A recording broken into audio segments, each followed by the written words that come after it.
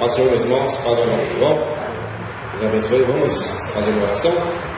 Amém? Pode ficar sentado mesmo, em nome do Senhor.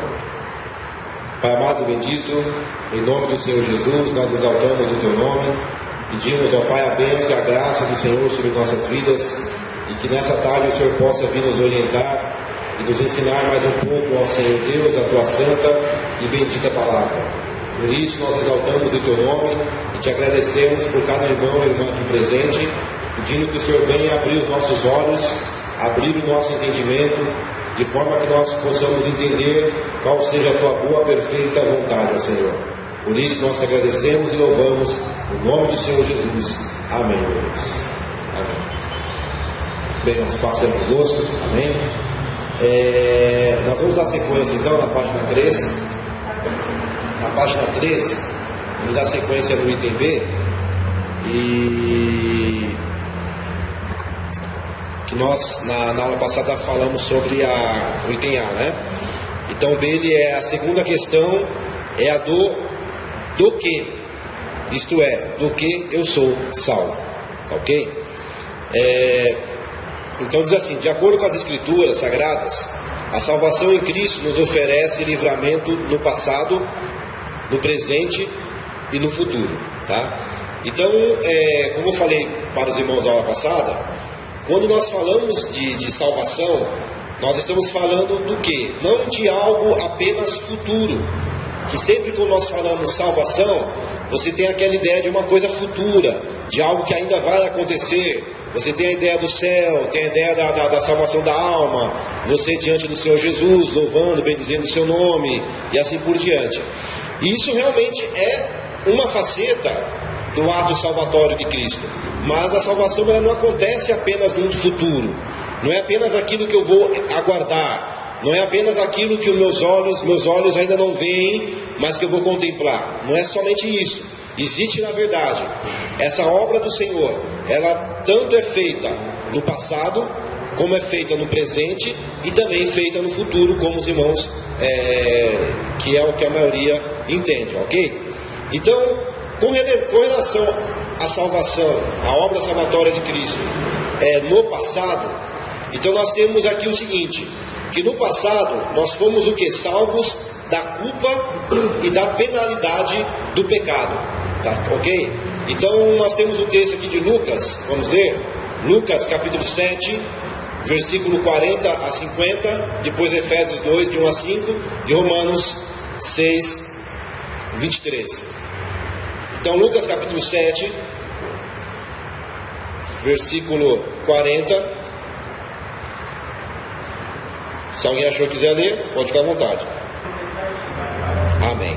Então nós vemos aqui o que? Nesse texto, onde Jesus expõe, ele fala justamente o que? Que aquela mulher, ela muito amou porque os seus muitos pecados foram perdoados. Então ele está falando o que? Justamente de uma obra que foi realizada na vida daquela pessoa. Então é uma obra passada. Como no texto de Efésios, no capítulo 2, Efésios 2, versículo de número 1 a 5, ele vai falar também algo semelhante. Nos quais outrora andaste, segundo o curso deste mundo, segundo o príncipe das potestades do ar, do espírito que agora opera nos filhos da desobediência, entre os quais todos nós também antes andávamos nos desejos da nossa carne, fazendo a vontade da carne e dos pensamentos, e éramos por natureza filhos da ira, como também os demais. Mas Deus, sendo rico em misericórdia, pelo seu muito amor com que nos amou, estando nós ainda mortos em delitos, nos vivificou, juntamente com Cristo, pela graça sois salvos. Amém. Então aqui ele fala justamente o quê? Que nós estávamos mortos nos nossos delitos e pecados. No versículo 4 ele fala: mas Deus, segundo Deus, sendo rico em misericórdia, por causa do grande amor com que nos amou, estando nós em nossos delitos, mortos em nossos delitos, nos deu vida juntamente com Cristo, pela graça sois salvos. Então nós vemos justamente nisso que Deus fazendo na vida do cristão a salvação sendo iniciada em um ato passado. Esse ato passado, resumindo, é o que? É o momento no qual os nossos pecados eles são perdoados. É aquele momento no qual a pessoa ela entrega a sua vida a Cristo mediante a fé. Ela crê na salvação do Senhor Jesus Cristo. Pastor, irmãos. Então, é um momento, irmãos, que é um momento particular. Ele é um momento que é um momento invisível com aspecto. Ninguém consegue mensurar até quando isso ocorreu ou não na vida de uma pessoa. É uma questão que, com o passar do tempo, a pessoa ela vai produzir frutos, e esses frutos que são produzidos vão demonstrar o tipo de árvore da qual o fruto saiu. Então, pelos seus frutos os conhecereis, o Senhor disse. Então, você não consegue mensurar essa questão da salvação quando isso acontece na vida de uma pessoa. Isso pode acontecer em um momento que a pessoa é jovem, no momento de idade média, no momento da morte. Pode ser 5 minutos, 1 minuto antes dele falecer. A pessoa pode entregar a sua vida a Jesus e ter essa salvação, essa purificação do seu pecado em sua vida, tá certo? Então é uma obra que ela é realizada justamente o quê? No passado, na vida daquele que serve ao Senhor Jesus. Seguindo aqui na apostila, nós vemos assim: pelo fato de, no passado, termos estado distantes de Deus, o pecado nos dominava e o servíamos como escravos, cometendo toda sorte de iniquidade. Quando, porém, cremos em Jesus Cristo e o recebemos como Senhor e Salvador de nossas vidas, todo o pecado cometido no passado foi perdoado, não importando o que nós éramos anteriormente: ladrões, prostitutas, alcoólatras, drogados, idólatra, adúltero, mentiroso. O passado já não tem mais relevância para a nossa vida espiritual, pois o passado foi apagado por Deus, lavado pelo sangue de Jesus, nosso Senhor e Salvador. É uma coisa que aqui em 2 Coríntios, capítulo 5, versículo 17, Paulo expressa muito bem isso. Quem quiser ler, pode ler, por favor. 2 Coríntios, capítulo 5, verso 17. Olha só o que esse versículo diz, é muito lindo essa parte da escritura. Como diz?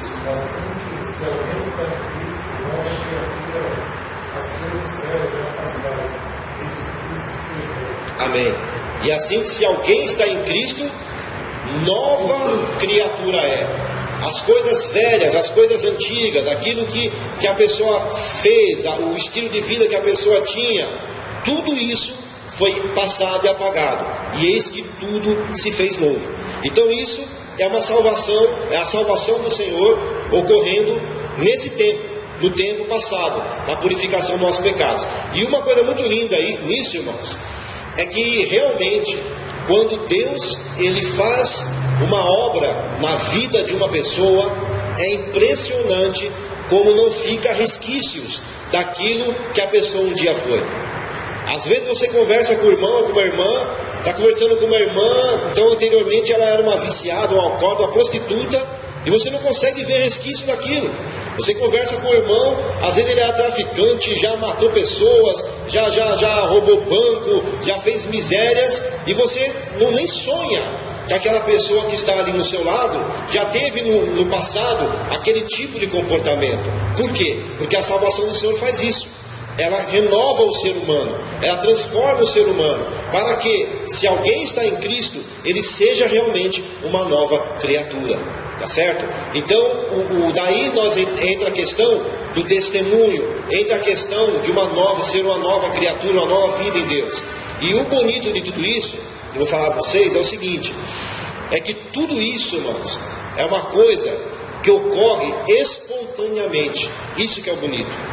Esse tipo de libertação, esse tipo de transformação, aonde não fica resquícios daquilo que você era no passado, não é algo forçado, não é algo que você vai criar um ato teatral, aonde você vai fingir ser alguém que você não é. Não, na realidade é algo tão natural, é algo tão comum aquela pessoa que foi salva, que nem a própria pessoa, ela às vezes se dá conta de quando que a sua vida mudou tanto. Quando ela vê, ela já está mudada. Quando ela percebe aquilo que lhe dava prazer, hoje não dá mais. Aquilo que lhe prendia, hoje não prende mais. Aquilo que fazia da sua vida uma vida de escravidão, hoje ela simplesmente está liberta. Simplesmente ela não tem mais, ela não se sente mais aprisionada por aquelas questões que aconteceu lá no mundo. Por quê? Porque isso é a obra que o Senhor Deus tem em nossa vida. Então nisso nós temos que diferenciar, até algo que eu falei aos irmãos numa mensagem um tempo atrás, que é o novo nascimento e a mudança de hábito. São duas coisas totalmente diferentes. O novo nascimento e a mudança de hábito. Muitas pessoas, elas têm uma mudança de hábito. Uma mudança de hábito. Ela antes rezava para santos, para orixás, hoje ela ora a Deus. Antes ela lia um Alcorão, que é um livro muçulmano, hoje ela lê a Bíblia. Antes ele ia para um terreiro de macumba, hoje ele frequenta a igreja. Então ele teve mudança de hábito, ele mudou alguns costumes, mudou alguns locais que ele frequenta, mudou um pouco o seu tipo de linguajar, de palavreado, mudou um pouco as suas companhias, mas mesmo assim, naquele lugar que a pessoa está frequentando hoje, no seu novo local, ela continua com a mesma essência que ela tinha nos outros locais que ela ia. Em qual sentido, pastor? Vou explicar. Ele frequentava um terreiro de Umbanda. E lá no terreiro de Umbanda, ele era o quê? Ele era uma pessoa fofoqueira, era uma pessoa soberba, era uma pessoa arrogante, era uma pessoa que não tinha o dom da paciência, era uma pessoa que não tinha um coração bom, era um coração vingativo, um coração ruim. E isso na macumba da feitiçaria. Aí essa mesma pessoa agora largou a macumba feitiçaria e ela veio para a igreja. Então hoje ela louva a Jesus, hoje ela lê uma Bíblia, ela cultua, ela dizima, ela toma ceia, ela participa das coisas e tal. Só que, mesmo nesse novo ambiente que ela está, continua soberbo, continua arrogante, continua mentiroso, continua iracundo, continua mau, continua vingativo, entendeu? Ele mudou o meio que ele vivia e convivia, mas o seu interior, a sua vida, não mudou nada. O mal que ele fazia lá na macumba, agora ele faz na igreja, entendeu? O óleo que ele tinha quando estava lá, hoje ele tem aqui. Então ele muda simplesmente o ambiente aonde ele vai praticar o pecado, mas ele não mudou o pecado da sua vida. Então a salvação que o Senhor Jesus ele propõe a realizar no ser humano, o novo nascimento, o próprio nome já diz, ele é um novo nascimento. Ele é uma mudança não de hábito, ele é uma mudança não de costume, mas ele é uma mudança interior. E essa mudança interior, ela vai nos ensinar algumas questões com relação até aqui o próximo item, que é a salvação sendo apresentada no tempo presente, tá? Que podemos ver aí, que diz assim, vou dando sequência no raciocínio.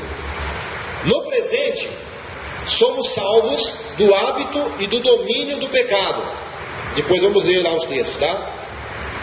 Embora o cristão viva num corpo de carne e esse tenha prazer no pecado, não precisa, em hipótese alguma, viver no pecado e nem permitir que a concupiscência o domine, pois, na presente época, o Espírito de Deus habita nesse corpo e o controla. O pecado não terá domínio sobre ele, pois o Espírito Santo que nele habita é muito mais poderoso do que os desejos que militam no seu ser. Isso o capacita a viver no meio de um mundo corrupto e nocivo, sem, no entanto, contaminar-se com ele. No meio de uma geração perversa e pecadora, deve existir um povo santo e irrepreensível que serve ao Deus vivo. Então, na sequência do que eu dizia é isso. Uma vez que Jesus, ele me salvou, e os meus pecados passados, a minha vida passada, ela foi perdoada e foi lavada pelo sangue de Jesus, eu me tornei uma nova criatura. A partir desse momento, eu vou começar agora uma nova caminhada com Cristo. Eu fui salvo por Ele, mas agora eu vou caminhar com Ele. Eu tive Jesus como Salvador na minha vida, mas eu preciso tê-lo agora como Senhor na minha vida. É diferente, não é? O Senhor como Salvador Ele é aquele que fez uma obra que me remiu, mas eu tenho que tê-lo como Senhor da minha vida também.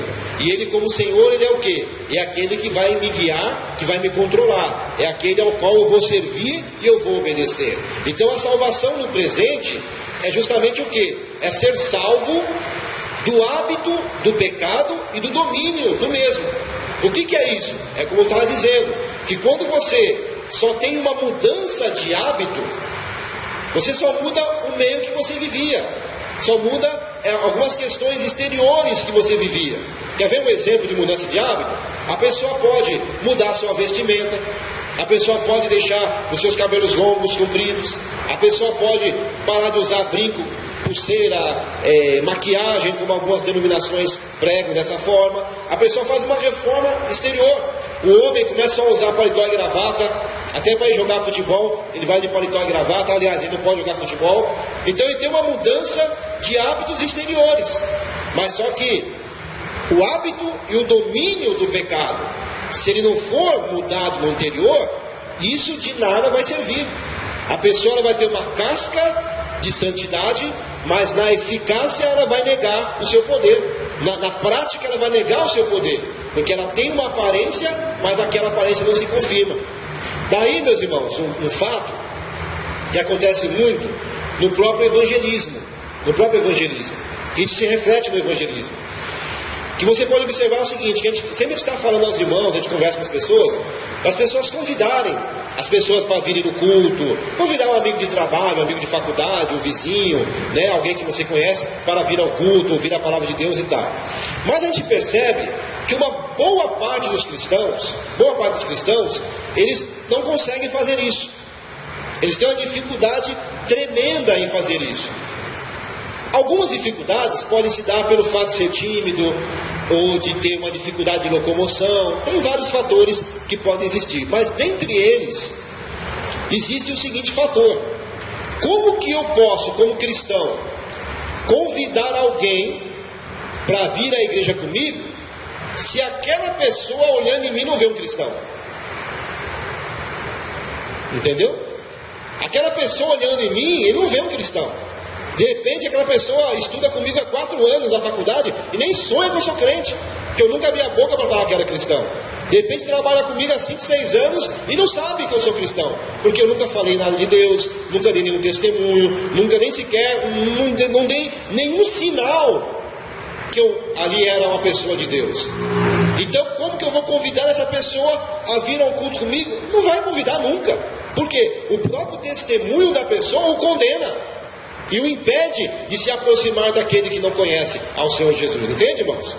E uma coisa triste nisso é o seguinte, que quando Deus ele transforma a vida de uma pessoa, quando uma pessoa é salva, eu vou dizer para vocês o seguinte: existe algo tão diferente no cristão, irmãos, existe algo tão diferente no cristão, que ele pode muitas vezes, e eu me lembro falando isso, uma coisa que aconteceu comigo no Paraná.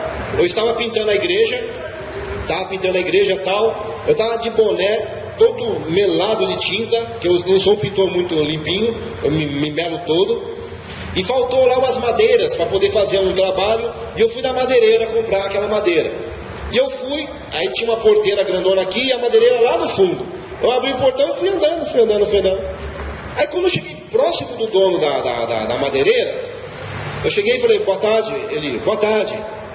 A primeira palavra que ele falou foi boa tarde. A segunda ele perguntou, você é cristão? Aí eu falei, ué, sou, né? E eu falei, mas como que o senhor sabe, né? Ele falou, não sei, quando você veio assim eu já vi algo diferente em você. De boné, cheio de tinta na cabeça, todo sujo, entendeu? Então se eu chegasse lá de paletó e gravata de repente, né? De repente paletó e gravata deve ser crente, né? Tal. Mas de boné, todo sujo de tinta e tal. Então o que eu quero dizer com isso? Que muitas vezes o cristão, ele mesmo calado, mesmo ele quieto às vezes, as pessoas que estão ao redor dele, elas percebem que aquela pessoa é diferente. Ela percebe, não, isso aí não é dos nossos, tem alguma coisa diferente dessa pessoa. Então o que eu quero dizer com isso? Que quando uma pessoa nasceu de novo, irmãos, é quase que impossível Você trabalhar com alguém 5, 6, 4 anos com uma pessoa, ou estudar 2, 3, 4 anos com alguém, numa classe de 50 pessoas, num trabalho com 2, 3, 4, 10, 20 pessoas, e ali ninguém, em nenhum momento, de 1, 2, 3, 4, 5 anos, perceber em algum momento que você é uma pessoa de Deus. Então, se isso não acontece, é porque realmente algo está faltando. Está faltando algo, está faltando um brilho, está faltando uma transformação. Porque não tem como alguém conviver com um cristão, que é cristão realmente, por um bom tempo, e não perceber que ele é cristão, ainda que ele fique calado. Ainda que ele seja tímido de repente e não evangelize muito, mas o testemunho dele, ele vai mostrar que ele é diferente, que alguma coisa na vida dele não é igual na vida das pessoas que estão ali, entende, irmãos? Então, essa libertação do hábito do pecado e do domínio, ele vai entrar naquilo que eu já falei aos irmãos também em pregação, isso, vou repetindo, que muitas vezes nós confundimos a questão da pessoa que é um pecador e da pessoa e do cristão que peca. Que há na Escritura Sagrada uma grande diferença desses dois termos, tá? Geralmente as pessoas, até para poder expressar uma certa humildade, até no sentido de querer não se exaltar, é muito comum as pessoas falarem dessa forma. Não, porque eu sou pó, sou cinza, eu sou um miserável pecador, e é comum as pessoas usarem esse termo. Mas o problema é que as pessoas não se atentaram a isso, é que na Escritura, esse termo pecador, ele não cabe à pessoa que nasceu de novo. O pecador, ele não é um título dado a um cristão. O pecador não é um título dado a alguém que foi lavado e remido pelo sangue do Senhor Jesus. Por quê? Porque o pecador, na Escritura, ele é a mesma coisa. O termo é hamartolos, do grego, que quer dizer o quê? É a mesma coisa. O pecador, na Escritura, ele é a mesma coisa, é como se fosse a mesma coisa, é um parente próximo do ímpio. Ele é um parente próximo do escarnecedor, ele é um parente próximo do profano, ele é um parente próximo do feiticeiro que é rebelde, entendeu? Então, por exemplo, os irmãos nunca verão alguém dizer assim, orar ao Senhor e falar, Senhor, porque eu sou um ímpio, meu Deus, eu sou um ímpio. Alguém já viu algum cristão orar assim? Não, porque eu sou um ímpio, meu Deus. Não ora, porque a pessoa tem a concepção que a palavra ímpio não cabe a um crente. Mas ela fala o pecador, mas o pecador também não cabe, porque o pecador é sinônimo de ímpio. Não há diferença entre os dois termos. Se você pegar a Escritura, uma chave bíblica, e procurar todos os versículos onde aparece o termo pecador, e você for ler, você vai ver que sempre o pecador vai estar relacionado com ímpio, com adúltero, com feiticeiro, com difamador. Sempre ele está de mãos dadas com alguém dessa forma. Por quê? Porque o salvo em Cristo, ele não é mais um pecador perdido, não, ele é na verdade o quê? Uma pessoa que foi o quê? Justificada, não é isso que a Escritura fala? Eu fui justificado pelo sangue de Cristo. Aí eu pergunto aos irmãos, o que é o ato de justificar? O que é justificação? Os irmãos podem me falar? Justificação, ação. Então é a ação de justificar. E quando eu justifico, eu faço o quê? Eu torno alguém que não era justo em uma pessoa justa. Entendeu? Então o pecador, ele vem até Cristo, ele é salvo por Cristo, ele entrega a sua vida a Cristo.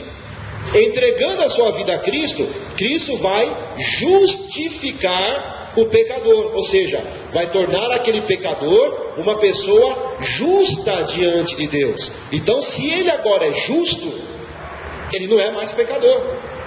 Aí algumas pessoas usam o termo assim, é um pecador não, sou um pecador justificado. Ué, mas um pecador justificado deixou de ser pecador e passou a ser justo. É igual falar assim, não, eu sou um seco molhado, eu sou um desempregado empregado. Ó, um desempregado empregado, ele é o quê? Ele é empregado. Ele não está mais desempregado. Eu sou um doente curado. Ué, um doente curado é doente? Não, ele é são. Entendeu? Eu sou um perdido salvo. Ué, um perdido salvo continua perdido? Não, ele é salvo. E o pecador justificado? A mesma coisa, ele é justo, não é mais pecador, porque ele foi justificado. Entende? Então, é um termo que as pessoas usam, aplicam ao crente, ao cristão que nasceu de novo, mas que não tem nada a ver com aquele que nasceu de novo. Ele é um termo usado para pessoas que não tiveram ainda um contato com Deus. Existem vários textos na Escritura que falam. O Salmos número 1, ele é antes do número 2, tá? É verdade, vocês não estão acreditando em mim, né? É verdade. O Salmos 1, ele é antes do 2. O versículo 1, como que ele fala aí?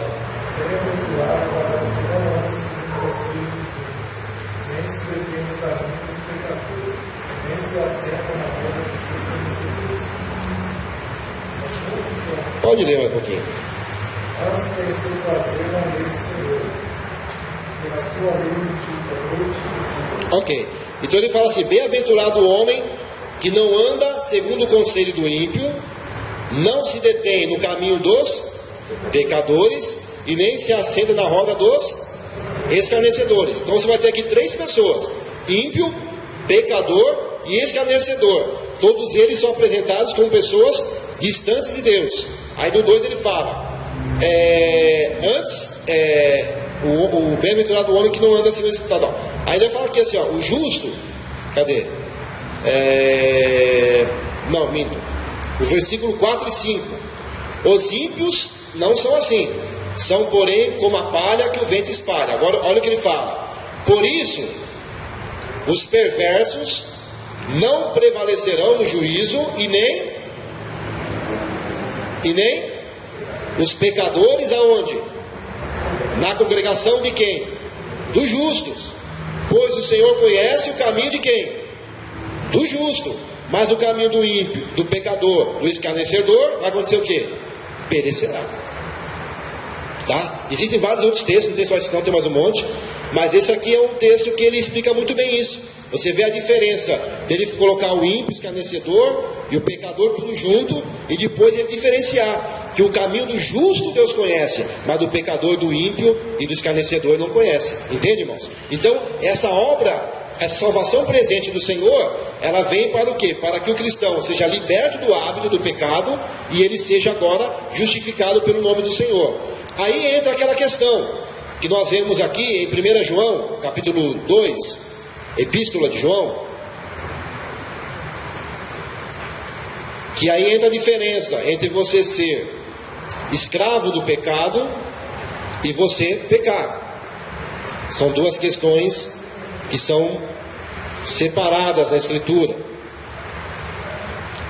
1 João, capítulo 2,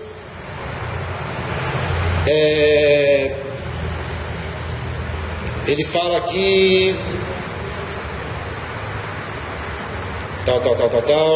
capítulo 1, na verdade, a partir do versículo 5, como que ele diz aí? Quem quer ler, por favor?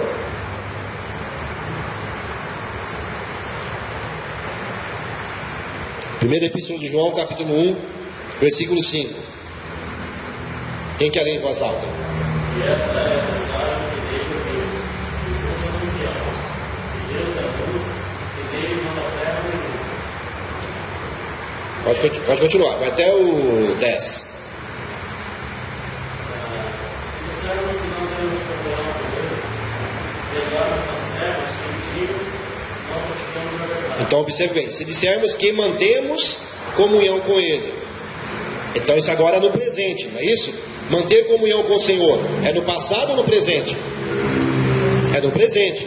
No passado, Ele, pelo seu sacrifício, purificou o meu pecado, lavou a minha alma. Mas agora aqui no presente, se eu digo que mantenho comunhão com Ele, mas eu ando em trevas, então a verdade não está em mim.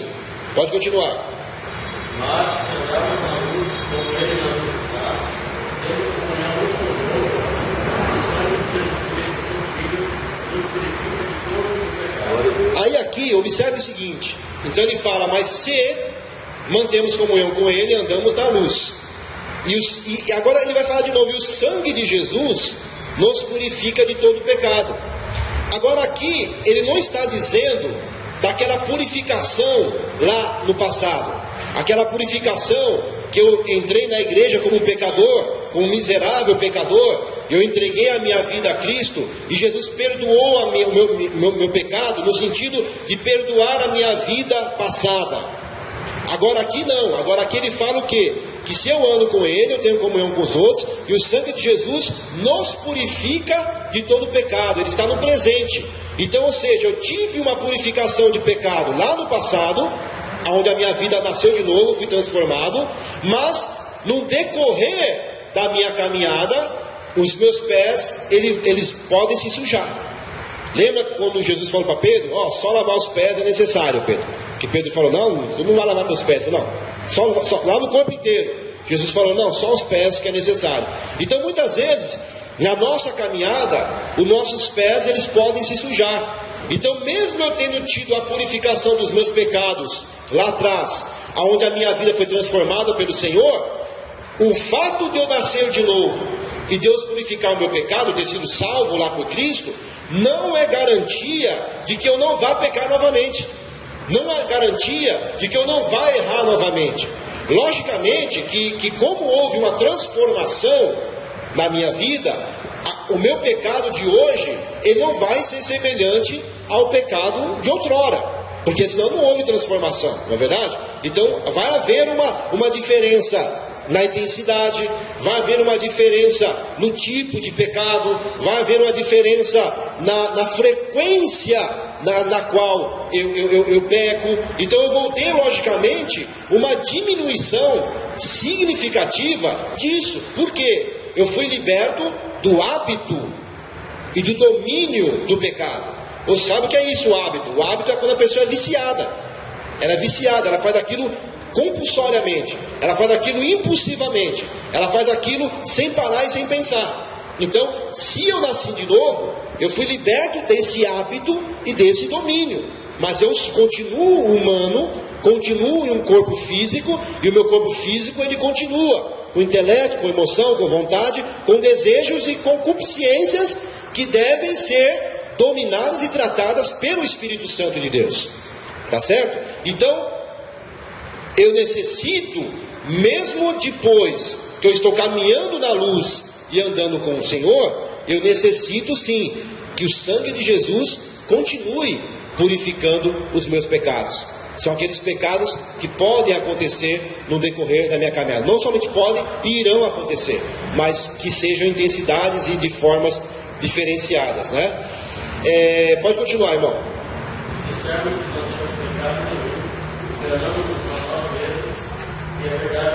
Ok, então se eu digo eu não tenho pecado nenhum, Jesus purificou a minha vida, eu sou um santarrão, eu sou perfeito, eu sou infalível, então ele já fala, você está mentindo, a verdade não está em você, porque não existe tal grau de pureza no ser humano.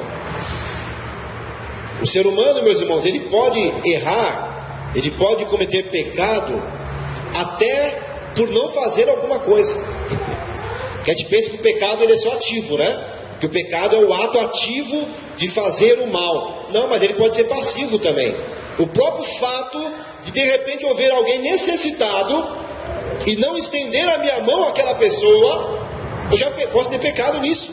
Em me omitir, é o pecado da omissão. Em deixar de fazer algo de bom, em deixar de socorrer, nisso eu já posso estar pecando, entendeu? Então não tem como alguém dizer, não, eu não tenho pecado, não, eu sou totalmente purificado. E tem maluco que fala, tem uns camaradinha doido que fala isso, entendeu? Eu já tive um professor na faculdade que ele foi lá debater esse assunto. Então na visão dele, o cristão nasceu de novo, não peca mais, o pecado não existe na vida do cristão. E a gente quebrou o pau lá, porque ele ficou 2 horas falando e foi, não é por aí não, que é isso? Foi, não, lógico que aí ele vai texto bíblico daqui, texto bíblico de lá e tal, e é uma ilusão. E é uma ilusão. Por quê? Porque é uma coisa que não existe. Isso não existe, ok? Todos nós somos carentes da graça e da misericórdia do Senhor. Por isso que a Escritura fala, para nós não julgarmos a ninguém, para nós não condenarmos a ninguém, porque de repente aquilo que você hoje pode estar condenando uma pessoa, amanhã você pode estar naquela mesma situação que você condenou lá no passado. E ainda é cara de pau de dizer assim: ah, mas eu mudei de ideia agora, né? Aquela vez eu achava errado, aquela época, agora não acho mais não, eu mudei de ideia, eu aprendi. É cara de pau ainda, né? Tem uma saída pela direita, tá ok? Pode continuar lendo, irmão. Confessarmos os nossos pecados, Ele é fiel e justo para nos perdoar os pecados e nos purificar de toda a injustiça. Então, aí se confessarmos nossos pecados, Ele é fiel e justo para perdoar os pecados e purificar de toda injustiça. Então aqui nós vemos que entra uma situação um pouco diferente de quando a pessoa aceita Jesus, né? Quando você entrega a sua vida a Jesus, você teve que confessar todos os seus pecados? Não, né? Bem, como se fosse alguns iam estar até hoje ainda confessando, Jesus ia voltar e tal. Calma aí, Senhor, falta ainda mais um pouquinho aqui ainda, tô no item 100 mil aqui. Então, não, eu simplesmente cheguei e falei: Senhor, eu te quero, Senhor, eu entrego a minha vida a Ti, me salva, me purifica, acabou, só. O que eu era, o que eu nem quis saber aquilo ali, eu quis saber uma nova vida diante de Deus. Mas na caminhada cristã, os pecados que vão surgindo, as ações que vão acontecendo erradas, aqui ele já fala que é necessário o quê? Confessar. Que é necessário o quê? Ter arrependimento. Por quê, irmãos? Ora, se eu de repente, como cristão, eu vou e ofendo uma pessoa, eu vou e difamo uma pessoa, eu machuco alguém, eu leso uma pessoa, então não adianta eu depois em secreto ir orar ao Senhor e falar: Senhor, perdoa meu pecado, a minha iniquidade, né? E pronto. Não. Se eu ofendi alguém, da forma que eu ofendi, eu devo ir até ela também e pedir perdão, e pedir misericórdia de Deus, mas pedir perdão daquela pessoa da forma que eu a machuquei. Não adianta eu machucar alguém em público e pedir perdão em secreto. Não tem isso.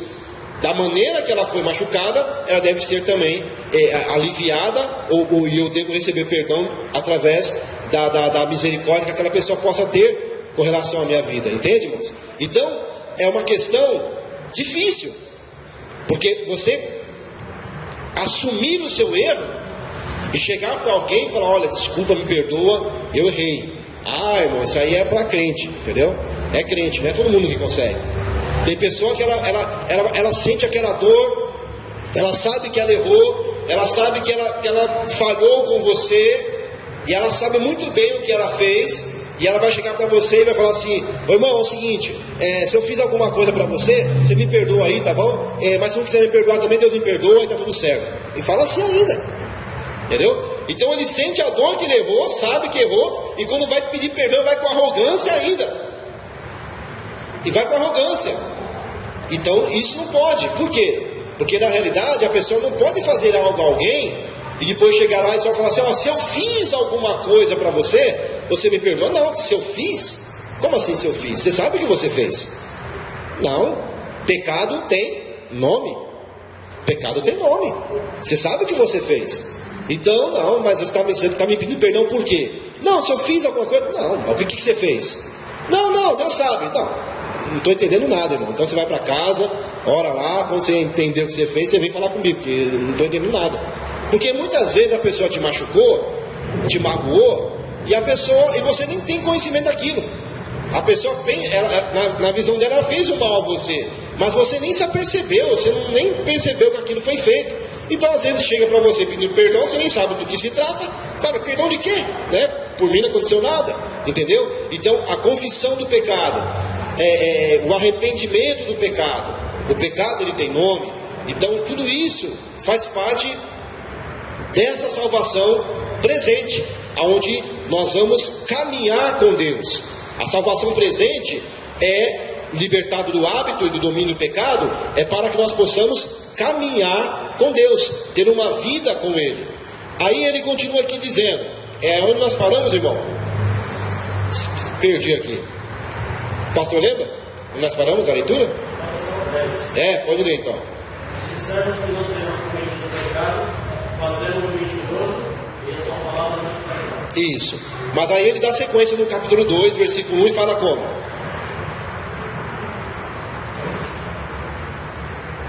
Capítulo 2.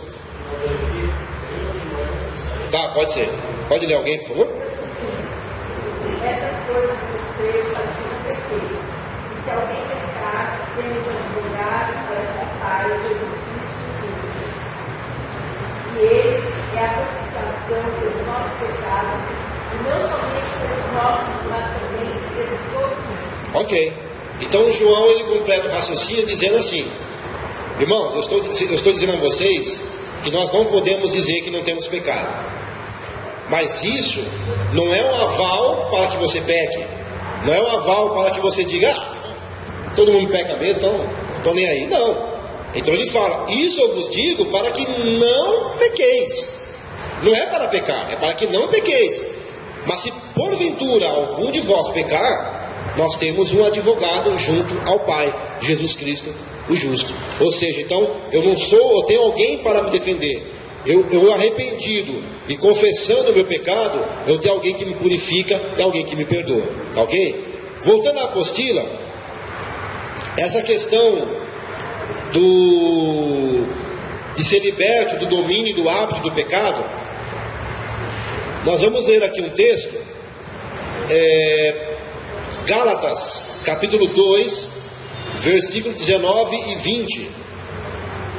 Gálatas 2, 19 e 20.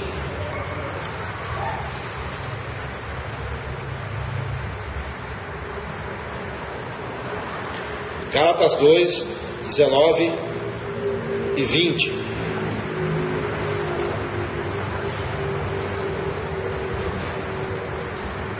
Como diz?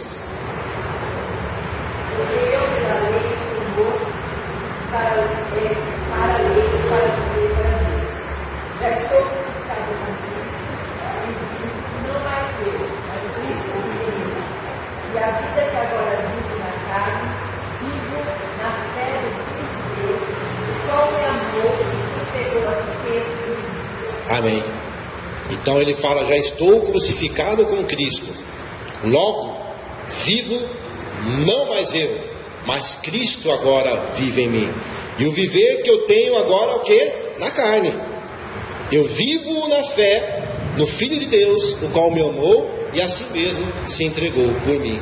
Então, quando ele fala, eu estou crucificado com Cristo e vivo não mais eu, mas Cristo vive em mim, é justamente essa questão da identificação que o cristão vai ter com a morte de Cristo. Cristo morreu pelos nossos pecados, mas o cristão também ele morreu para aquela vida habitual de pecado e para aquele domínio que o pecado tinha sobre ele. Então ele não é mais aquele escravo, ele não é mais aquele serviçal, ele agora passa a ser alguém que tem a liberdade em Deus de servir ao Deus Todo-Poderoso. E isso vai incluir o que, irmãos? Inclui uma palavrinha, que é uma palavra muito simples, tá ok? Que é essa aqui, ó. Mas é que ela faz toda a diferença, tá? Prazer. Quando você fala para alguém que você é cristão, que você frequenta a igreja, alguém que não é cristão, tá? O que a pessoa às vezes fala? Esses dias mesmo eu estava evangelizando uma moça, aquela mocinha lá que o pastor viu, que estava fazendo o cabelo, aquela mocinha lá. Depois você saiu, ela continuou lá, estava evangelizando e falando com ela. Você não gostaria de ir no culto com a gente, ouvir a palavra de Deus e tal? Aí ela pegou e falou para mim assim, não sei, ser crente não é para mim não. Ser crente não é para mim, né? Eu falei, mas por que não é para você? Você não gosta? Não, eu gosto até, eu acho bonito, mas não é para mim. Eu peguei e falei para ela assim, eu sei porque não é para você. Ela falou, por quê? Porque você tem um comportamento, na sua vida você tem hábitos, você tem um estilo de vida que você gosta e que você não quer mudar. E se você sabe que se você for para a igreja, você vai ter que mudar. Então, para não mudar, você prefere não ir. É isso mesmo, né? Então, eu gosto da vida que eu tenho. Então, é essa palavra aqui, ó, é o prazer. Ela tem prazer no pecado. Ela tem o prazer no mundo. Ela tem prazer nas coisas que o mundo oferece. Entende? Então quando ela visualiza ser crente, como que pode? A pessoa ir para a igreja, ficar sentada, batendo palminha, vendo tagarela gritando, pulando, falando, e além do mais, ela leva 10% do meu salário ainda, e tal. Eu falei, não, você tá doido, eu não vou lá nada, eu vou com 10% do meu salário, eu tomo de cerveja, uma geladinha tal, com a cachaça, e vou me alegrar, né? Então, é isso, é um prazer. Logo, quando a pessoa ela entrega a sua vida a Jesus, o que vai entrar também? A mesma palavra, o prazer. Agora o seu prazer, ele vai mudar. O seu prazer, ele vai estar nas coisas de Deus. E nas coisas de Deus, você vai querer de dia e de noite. Então, a pessoa não entende que quando você tem prazer, começa a ter prazer nas coisas de Deus, automaticamente o prazer nas coisas do mundo, ele some. É automático. E da mesma forma, quando o prazer das coisas do mundo aumentam, o prazer nas coisas de Deus diminui. Por isso que muitos cristãos que um dia vocês viram pregando, dando glória a Deus, tocando, frequentando, hoje não estão mais. Por quê? Mudou o prazer. O prazer que era nas coisas de Deus passou-se para as coisas do mundo. E aquele que era do mundo teve prazer em Deus, veio para cá. E às vezes de cá ele vai para lá. Então essa palavrinha aqui é a chave. Aonde você tem prazer é onde você vai dedicar a sua vida. No mundo ou em Cristo. E a transformação da nossa vida, ela tem que fazer isso. Trazer a pessoa prazer nas coisas de Deus. E quando um crente, meus irmãos, ele percebe que ele está começando a se enfraquecer e a se debandar para o mundo, é simples, é só começar a ver prazer. O que está te dando prazer? Entende? Quando as coisas de lá começam a te trazer prazer, então você começa a pender para aquilo que te dá prazer. Eu comentei numa pregação aqui aos irmãos, que um rapaz estava me falando, irmão, né? Falando, pastor, mas hoje em dia para o crente ser santo é difícil demais. E é Facebook, e esse maldito de WhatsApp aí, como que um crente fica santo com um negócio desse, né? E eu estava comentando com ele, falei, irmão, eu penso da seguinte forma, isso só vai ter efeito na sua vida se você tiver prazer nisso. É simples, entendeu? Se o teu coração não estiver nessas coisas, isso não vai te atrair. Isso não vai consistir em problema na sua vida. Mas se a sua mente estiver carregada de malícia e de pornografia, passa assim voando no jatinho, você já está todo doidão. Por quê? Porque o seu coração está carregado da pornografia, está carregado da sensualidade. Mas se o seu coração não estiver carregado com isso, meu irmão, não é problema. Não é problema. Não é mesmo. Entendeu? Então é isso. Então não o mundo é terrível. O mundo é o mundo, como sempre foi. Mas se o mundo é terrível, o Senhor é maravilhoso. Entendeu? Então se o mundo é forte, mas Deus é mais forte ainda. Entende? Então aonde eu busco o meu prazer é que vai me dar a diferenciação para onde eu vou pender, para as coisas de Deus ou para as coisas do mundo. Tá bom, irmãos? Para encerrar, a salvação no tempo futuro. Então, diz assim: no futuro, finalmente, seremos salvos da morte eterna, ou seja, do lago que arde com fogo e enxofre.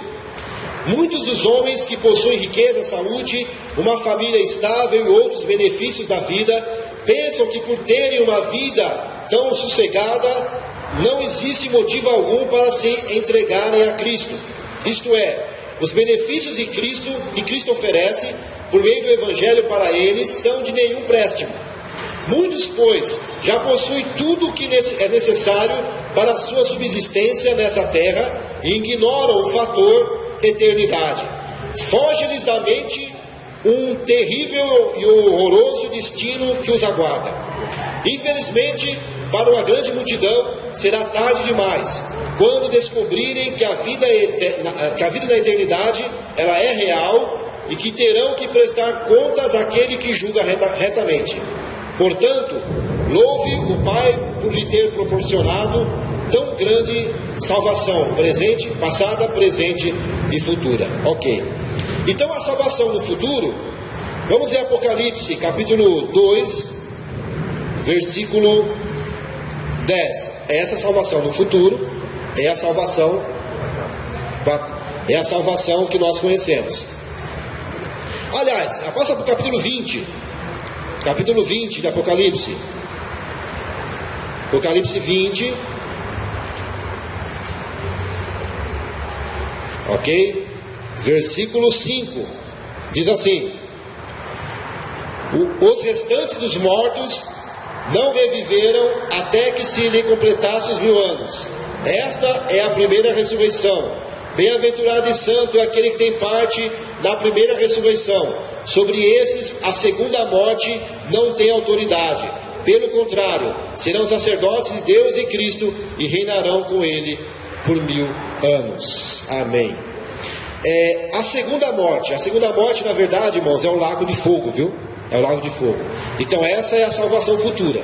É quando a pessoa, eu já falei na aula passada, o corpo vai ressuscitar. O corpo vai se unir com a alma e ambos serão julgados pelo Senhor.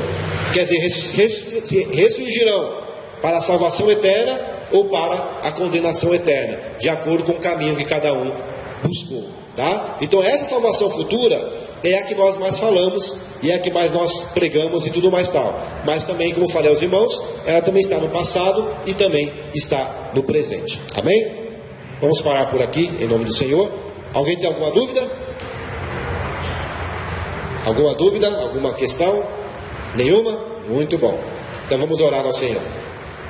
Pai amado e bendito, em nome de Jesus, agradecemos ao Pai por esta oportunidade, por estarmos diante da Tua presença, aprendendo um pouco mais a Tua palavra. Abençoa o Teu povo, agora teremos o culto, que ele possa ser uma bênção e que o Senhor derrame graça e misericórdia sobre cada um de nós. Nós louvamos o Teu nome e agradecemos, em nome do Senhor Jesus. Amém. Amém, irmãos. Deus abençoe a todos, tá bom?